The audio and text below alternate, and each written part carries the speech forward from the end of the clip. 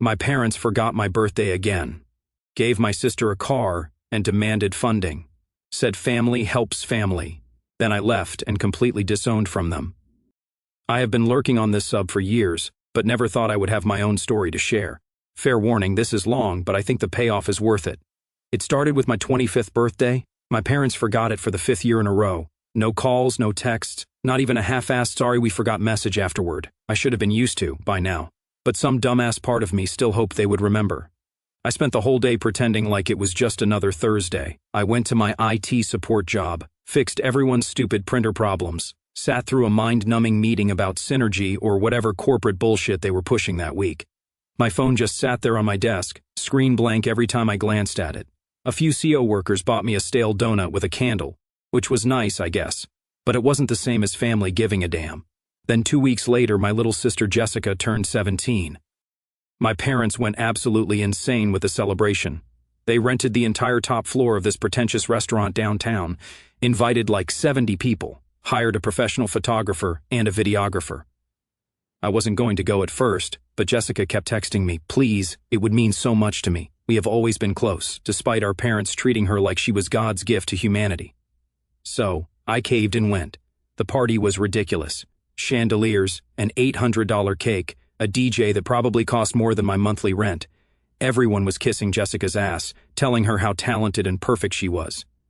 My parents strutted around like peacocks, making sure everyone knew they were responsible for creating this amazing human being. The real kick in the nuts came at the end of the night. My dad tapped his glass, gave this tearful speech about how Jessica was the light of their lives. And then my mom stepped forward with car keys, a brand new Audi for her 17th birthday. Meanwhile, I got absolutely jack shit for my 25th, and I was still driving a 2008 Honda with 180,000 miles on it. That was when I decided enough was enough. I was done being the forgotten son they only remembered when they needed tech support or help moving furniture. Before I get into the revenge, you need to understand what growing up in my house was like. I am 8 years older than Jessica. She was their miracle baby. Came along after my mom was told she couldn't have more kids. Back then, I was actually excited to be a big brother. My childhood was pretty normal until Jessica came along. Then suddenly, I became invisible. Jessica wasn't just their miracle. She was their entire goddamn world. My parents threw money at her like it was nothing.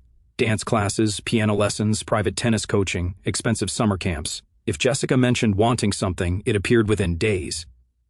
Meanwhile, I was lucky to get new school clothes once a year. When I was 14, I begged for drum lessons. My dad looked me dead in the eyes and said, "We just don't have the budget for that right now, sport." 3 days later, Jessica came home with a $900 violin because she thought the strings looked pretty. I am not even exaggerating. They always had the same bullshit excuses. You are older. You understand the financial situation. Or Jessica is at a critical development stage. But somehow there was always money for whatever she wanted. In high school, I worked my ass off for a 3.9 grade point average while working part-time at McDonald's. When I showed my report card to my mom, she glanced at it and said, "That is nice," before going back to watching Jessica's dance recital video for the 15th time. But when Jessica brought home a C+ in math, my parents hired a $75 per hour tutor and took her out for ice cream to celebrate her effort. I paid for my own laptop for college by working double shifts all summer. On Christmas that same year, Jessica got a MacBook Pro because she needed it for her photography hobby. My parents couldn't understand why I seemed distant during that holiday. Gee, I wonder why. By the time I graduated college with loans I'm still paying off, I had accepted that I was basically a non-player character in my own family. I would show up for holidays, fix their wireless fidelity, and listen to them talk about Jessica's latest achievements for hours. The car incident was just the last straw in a 2-decade pile of shit. I remember this one time during my senior year of college when I got an internship at a major tech company. It was super competitive, like thousands of applicants for 10 spots. When I called home to tell them, my mom literally said, "That is great, honey, but I can't talk right now. Jessica just got picked for the lead in the school play, and we are taking her out for celebration sushi." They didn't even ask about the internship later. But they sent out a family newsletter. Yes, they were those people with a full paragraph about Jessica's role as Dorothy in The Wizard of Oz. A week after Jessica's party, I was still seething. I would scroll through social media and see all these photos my parents posted of Jessica's celebration, dozens of them with captions like, Our amazing daughter deserves the world, and so proud of our perfect girl on her special day. Meanwhile, my birthday came and went without so much as a Facebook wall post from either of them. What really got me was finding an old photo album while looking for a USB drive in my closet. Flipping through it, I noticed that my childhood photos gradually disappeared as Jessica got older. The first few years of my life, there were tons of pictures. My first steps, birthday parties, Little League games. Then Jessica was born, and suddenly it was all about her. By the time I was 10, I was lucky to appear in the background of her photos. It was like visual proof of how I had faded from the center of the family to the periphery. The next day, my mom called. I almost didn't answer, but part of me wondered if maybe by some miracle she had realized they had forgotten my birthday again. "Hi, honey, how is work?" she asked in that fake, cheerful voice she uses when she wants something. I gave some generic answer before she got to the real reason for her call. "So, we are trying to figure out Jessica's car insurance situation, and it is a bit higher than we expected. We were wondering if you could contribute $300 a month until she builds up some driving history. Just temporarily, of course." I nearly choked on my lunch. "Are you fucking kidding me right now? You forget my birthday again. Buy Jessica an Audi, and now you want me to help pay for her insurance? Don't use that language with me," she snapped. "You know money is tight since your father's promotion didn't come with the raise we expected. Jessica needs reliable transportation for her college visits. You are 25 with a good job. It is time you helped out the family." "Good job?" I laughed. "I make $48,000 a year in one of the most expensive cities, and I am still paying off student loans you refuse to help with. Meanwhile, you are buying Jessica luxury cars and whatever else she wants." "That is different," my mom said dismissively. "Jessica has her future ahead of her. She needs the support. You are already established." Established? I was living in a shitty apartment with a roommate because I couldn't afford my own place, while Jessica had her own bathroom with a rainfall shower in their house. "I am done with this conversation," I said, "and I am done being treated like an ATM when you need money, but forgotten the rest of the time." I hung up before she could respond. That night, I decided I needed to confront them face to face. I texted asking for a family dinner on Sunday. My mom replied immediately with a cheerful, "Absolutely. I will make your favorite lasagna," which wasn't even my favorite food. That was Jessica's. My dad didn't reply. Jessica sent a gif of a cat giving a thumbs up. None of them had a clue what was coming. On Sunday, I walked into their house feeling like an unwelcome guest. They were all sitting in the living room.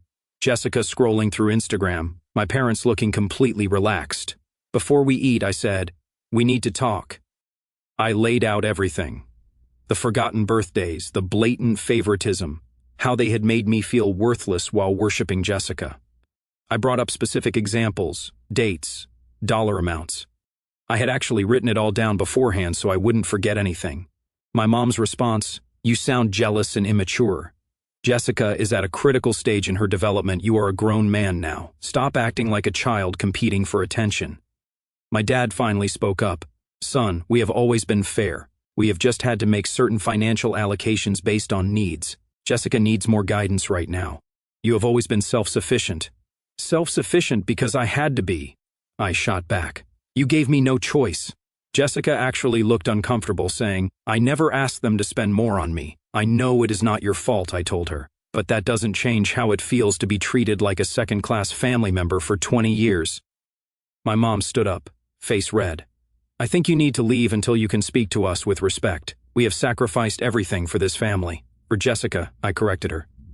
"You have sacrificed everything for Jessica, and I am done pretending that doesn't hurt. If you walk out that door," my dad warned, "don't expect us to be here when you decide to stop this childish tantrum." I looked him dead in the eyes. "That is the thing, Dad. You have never been there for me anyway." I walked out, slamming the door behind me. It was the most liberating feeling I had had in years. On the drive home, I kept replaying the conversation in my head. The way my mom dismissed my feelings as jealousy. The way my dad tried to gaslight me into thinking they had been fair. It was the same crap they had been pulling my entire life, and I was finally done with it. When I got home, I blocked both their numbers. I wasn't interested in the guilt trip texts or manipulative voicemails I knew would be coming. For the first time in my life, I was putting myself first. Going no contact was strange at first. I blocked my parents' numbers and muted Jessica's guilt-trippy texts like, "You are tearing the family apart and Mom has been crying for days." The weirdest part, my parents didn't even try to reach me through other channels. No emails, no showing up at my apartment, nothing. It was like I had been erased from the family the moment I stopped being useful. That silence confirmed everything I had felt for years. I was an afterthought, a backup plan, a resource to be tapped when needed. I threw myself into work, got a promotion to IT team lead with a nice little bump to $58,000, and started hanging out more with my small group of close friends. My buddy Ryan was especially supportive. "Dude, if someone treated me like that for 20 years, I would have snapped way sooner," he told me over pizza one night. "Family doesn't mean you have to be a punching bag." Work became my refuge in a way. I took on extra projects, volunteered for weekend shifts, and basically made myself indispensable to the company. My boss noticed too. He pulled me aside one day and asked if everything was okay since I had been putting in so many hours. "Just focused on career growth," I told him, which wasn't entirely a lie. "Well, it is paying off," he said, "but make sure you take care of yourself too." The irony wasn't lost on me. My boss of 2 years showed more concern for my well-being than my parents had in 2 decades. That conversation led to me being put on a management track program at work, which meant more responsibility, but also more opportunities for advancement. For once in my life, my hard work was actually being recognized and rewarded. It felt good to be valued somewhere, even if it wasn't by the people who were supposed to love me unconditionally. About 3 weeks in, I almost cracked. I had my phone in my hand, thumb hovering over my mom's contact, but then I remembered her saying, "You sound jealous and immature." When I was just asking to be treated with basic decency, the anger came flooding back, reminding me exactly why I walked away. I started seeing a therapist, Dr. Benson, who helped me realize I wasn't crazy for feeling overlooked and undervalued. "What you are describing is textbook favoritism," he said, "and it has real psychological impacts. Cutting contact isn't running away. It is establishing boundaries that should have been respected long ago." Meanwhile, I found out through mutual family friends that my parents were telling everyone I was having mental health issues, and that they were giving me space to sort myself out. They couldn't even be honest about why I had cut them off. Always had to control the narrative. My Aunt Kathy, Mom's sister, called me one day, all concerned. "Your mother says you are going through a rough patch. Is everything okay?" I laughed. Did she mention forgetting my birthday 5 years in a row? Or buying Jessica an Audi while I am driving a car older than she is? Or asking me to pay for Jessica's car insurance after all that? There was dead silence on the line then. "Oh, she didn't mention any of that." "Of course she didn't," I replied. "It doesn't fit the ungrateful son story she is spinning." 2 months into the silent treatment, Jessica tried a different approach. She sent me an email with the subject line, "I miss my brother." It was actually heartfelt, saying she hadn't realized how unfair things had been and that she wanted to understand better. I responded cautiously, agreeing to meet her for coffee, just her, not our parents. That meeting changed things. Jessica admitted she had been oblivious to a lot of the favoritism. "They always told me you were the strong one who didn't need help," she said. "I never questioned it. I am really sorry." For the first time, I felt like someone in my family actually heard me. We started rebuilding our relationship separate from our parents. Jessica promised not to be their messenger, and I promised not to put her in the middle of my issues with them. "They keep asking me what you are up to," she admitted. "I just tell them you are doing fine and change the subject." "Thanks for that," I said. "I am glad at least one person in this family respects boundaries." She actually teared up at that. It made me realize that in some ways Jessica was as much a victim of our parents' messed up dynamics as I was. They had put her on this impossible pedestal and trained her to expect everything to be handed to her.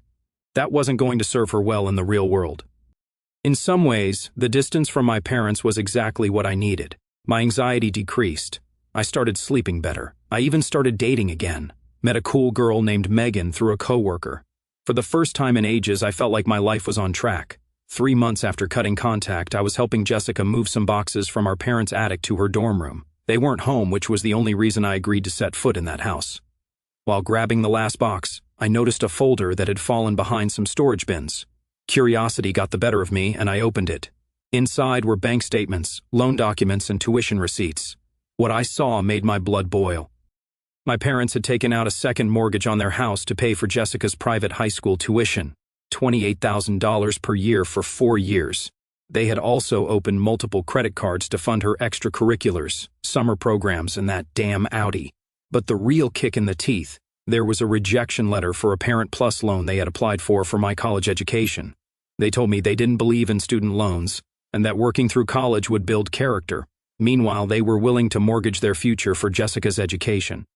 There were credit card statements showing charges for Jay's New York City dance workshop, $3,500, Jay's summer art program, $4,200, and even Jay's professional headshot, $850. All while I was working at McDonald's to buy my own school supplies. I took photos of everything and left before they got home. That night, I called Jessica. "Did you know Mom and Dad took out a second mortgage for your private school?" I asked without preamble. Silence then. "What?" "They told me they had a college fund for me." "There is no college fund, Jess. They have been putting everything on credit and they rejected a loan that would have helped me with my tuition." She was quiet for a long time. I don't know what to say. I had no idea. "It is not your fault," I said. "But now you understand why I can't be around them anymore." "I feel sick," she admitted. "All these years I thought I don't know that we were comfortable, that they could afford all this stuff. If I had known they were going into debt, I would have said no to so many things." "They didn't give you that choice," I pointed out. "They wanted their golden child to have everything. Consequences be damned." After hanging up, I sat in my apartment staring at the photos I had taken. All those years of "we can't afford it and money is tight" were complete bullshit. They could afford plenty, just not for me. The more I looked through the evidence, the angrier I got. There were statements showing they had taken cash advances on credit cards to fund Jessica's Sweet 16 party last year at 24% interest. Meanwhile, when I needed $300 for an emergency root canal during college, my dad told me to figure it out because they were stretched thin. It wasn't just that they favored Jessica. They were financially ruining themselves to do it. Part of me felt vindicated. The other part just felt sad. What kind of parents go that far to favor one child over another? What kind of twisted logic makes that seem okay? I forwarded some of the photos to Dr. Benson, asking if we could discuss them in our next session. His response was immediate. "This is more common than you might think, but that doesn't make it any less damaging. We will definitely address this." 6 months passed. I had gotten another promotion and moved to a better apartment. Jessica and I were talking regularly, but I maintained radio silence with my parents. Then one rainy Tuesday, my dad showed up at my office. "We need to talk," he said, looking haggard and about 10 years older than the last time I had seen him. I agreed to hear him out at a coffee shop nearby, more out of curiosity than anything else. "Your mother and I are in trouble," he admitted after ordering the cheapest coffee on the menu. "Financial trouble." I sipped my latte, saying nothing. "The second mortgage, the credit cards, it all caught up to us," he continued. "We are 3 months behind on payments. The bank is threatening foreclosure." "That sounds like a you problem," I said, surprised by how cold my own voice sounded. He looked up, eyes pleading. "Son, we need help. Just temporary. $15,000 would get us current on everything. We can set up a payment plan to pay you back." I almost laughed. "Let me get this straight. You spend my entire life treating me like I don't matter, prioritizing Jessica at every turn, lying about not being able to help with my education while going into massive debt for hers. And now you want me to bail you out?" "We made mistakes," he admitted. "We see that now. But we are still your parents. Biology doesn't entitle you to my money," I replied, especially after you made it clear I wasn't worth investing in. "We were wrong," he said, voice breaking. "We treated you unfairly. But please, we are desperate. Your mother hasn't slept in weeks. We could lose the house." I stood up, gathering my things. I paid my own way through college. I figured out my own housing when I couldn't afford rent. I built my career with zero help from either of you. Maybe it is time you figured things out on your own, too. His face hardened. "So, that is it? Years of raising you, and this is how you repay us? You want repayment?" I laughed bitterly. "How about I forget your birthdays for the next 5 years? How about I ignore your accomplishments while praising someone else? How about I tell you to screw off when you need help, then come begging when I am in trouble? Would that be fair repayment for how you raised me?" I walked out, leaving him sitting there. But the conversation left me unsettled. Despite everything, some small part of me still felt guilty. I talked it through with Dr. Benson at our next session. "They trained you to feel responsible for their emotions," he explained. "That is why you feel guilty even though you have every right to refuse." His words helped, but I still felt conflicted. Then Jessica called, crying. "They are selling my car," she sobbed, "and talking about canceling my college tuition for next semester. They said they have no choice." "They do have choices," I replied. "They are just facing the consequences of their previous ones." "I know, but I don't know what to do. I was counting on them for tuition." "Welcome to my world, Jess. I had to figure it out on my own, too." She was quiet for a moment. You are right. I am sorry. I guess I never had to think about this stuff before. Get a job, I suggested. Apply for scholarships. Take out student loans. That is what I did. Dad always said debt was bad, she mumbled. Yeah, unless it is for you, apparently. The next few days were a whirlwind of texts from relatives. My mom had gone into full victim mode, telling everyone that I was refusing to help my own parents in their time of need. Aunt Kathy called again, but this time she was less sympathetic. I know they made mistakes, she said, but they are still family. You can't just let them lose their house. Why not, I asked. They let me struggle for years. They let me work 2 jobs while taking full-time classes. They let me go without a car until I could save up enough for that piece of crap Honda. Why should I bail them out now? Because it is the right thing to do, she insisted. According to who? I countered. They made their choices. Now they get to live with them. My Uncle Mark texted me. Son, I know you are angry, but they are hurting. At least talk to them. I didn't respond. The hypocrisy was too much. None of these people had said a word when my parents were blatantly favoring Jessica. None of them had offered to help me when I was struggling. But now, I was supposed to step up because family, fuck that. I decided to try a little experiment. I texted Uncle Mark back. Hey, quick question. Do you remember what you got? Me for my college graduation. His response came back an hour later. I think we sent a card. You didn't, I replied. But you gave Jessica a $500 gift card for getting straight A's in 9th grade. I graduated with honors from college while working 2 jobs, and you didn't even send a text. No response after that. But he did post a vague Facebook status about entitled young people these days. I took screenshots and sent them to Dr. Benson, who agreed it was a perfect example of the family dynamics I had been describing. The family pressure campaign ramped up over the next few days. Cousins I hadn't spoken to in years suddenly had opinions about my duty to my parents. My grandma called, playing the I might not be around much longer card. It was like everyone had gotten a memo about making me feel guilty without addressing the actual problem. Dr. Benson suggested I create a standard response to send to everyone. I came up with, I appreciate your concern, but this is between my parents and me. If they have shared their side of the story with you, I encourage you to ask them about the forgotten birthdays, the financial favoritism, and why they are coming to me for money after years of telling me I needed to be self-sufficient. Only one person, my cousin Alexis, actually responded with an apology after that. Everyone else just stopped contacting me. Jessica called again, more composed this time. I think I am going to transfer to state next semester, she said. It is a lot cheaper and I can live at home to save on housing. That is actually smart, I agreed. Plus, they have a decent program in your major. Yeah, and I applied for a campus job. It is just in the dining hall, but it is something. Her voice was small. I'm sorry I never saw how hard you had it. Better late than never, I said, but I felt a twinge of pride for her. Maybe she would be okay after all. A week after my dad's visit, I made a decision. Not out of guilt, but because I wanted closure on my terms. I emailed my parents, I will come discuss your financial situation this Saturday at 2 in the afternoon. Be prepared to talk honestly. When I arrived, they both looked terrible.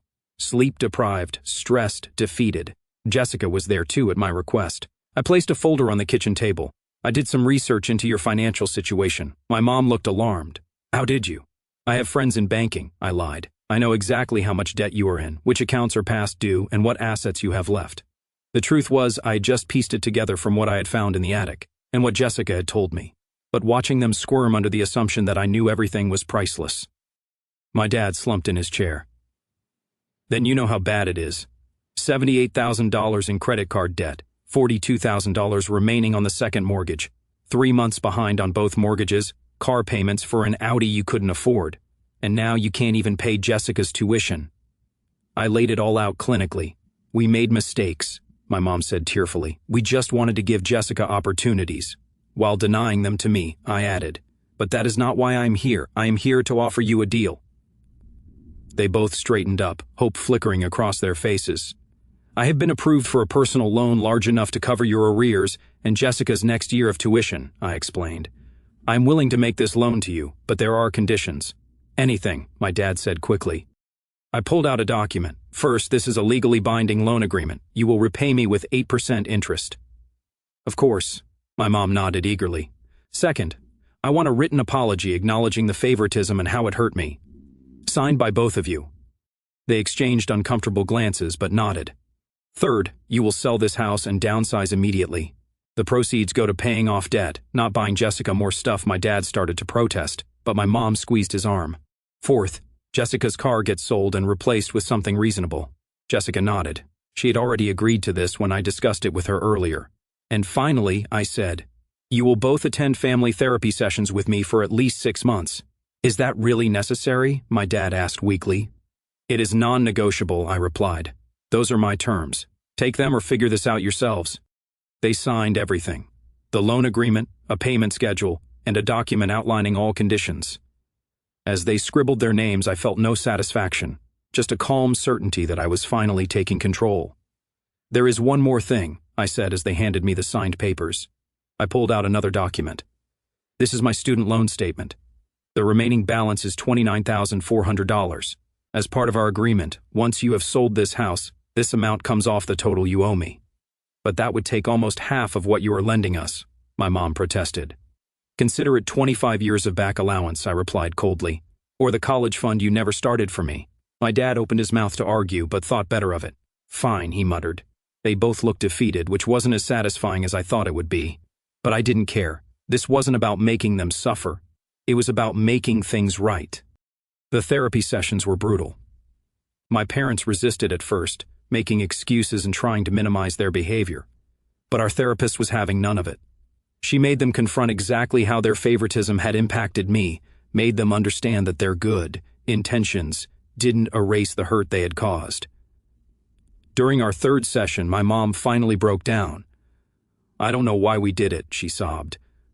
Jessica was our miracle baby. We thought you were strong enough to handle less attention. We never meant to hurt you. Intent doesn't change impact," our therapist pointed out. "Your son was still hurt regardless of your intentions." My dad was harder to crack. He kept insisting they had done their best given the circumstances. It wasn't until our therapist made him role-play a scenario, imagine being consistently overlooked while his sibling got everything, that something finally clicked. "I wouldn't have handled it as well as you did," he admitted to me. "I probably would have cut us off much sooner." Over months, something unexpected happened. As they worked through their issues, and they had many, including my dad's need to give Jessica everything he never had, and my mom's unhealthy attachment to her miracle baby, I started to see them as flawed humans rather than the monsters I had built up in my head. I didn't forgive them completely. Some wounds go too deep for that.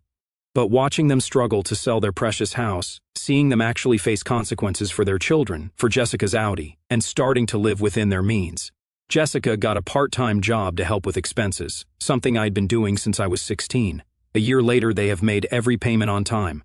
Jessica is thriving in college, more grounded now that she understands the real cost of things. My parents still have a long way to go, but they are trying.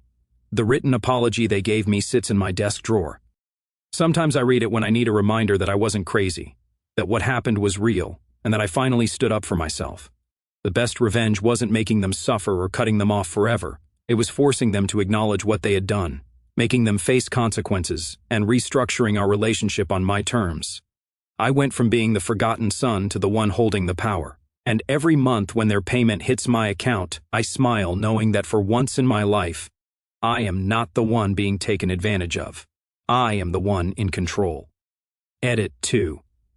For those asking for an update, it has been about 6 more months since I wrote this. My parents have kept up with all payments. Jessica just made the dean's list and is now dating a guy who works full-time while going to school. A much better influence than her previous boyfriend, who was just as entitled as she used to be. We are down to monthly therapy sessions, and while things aren't perfect, they are better. My mom actually remembered my birthday this year. Baby steps, I guess.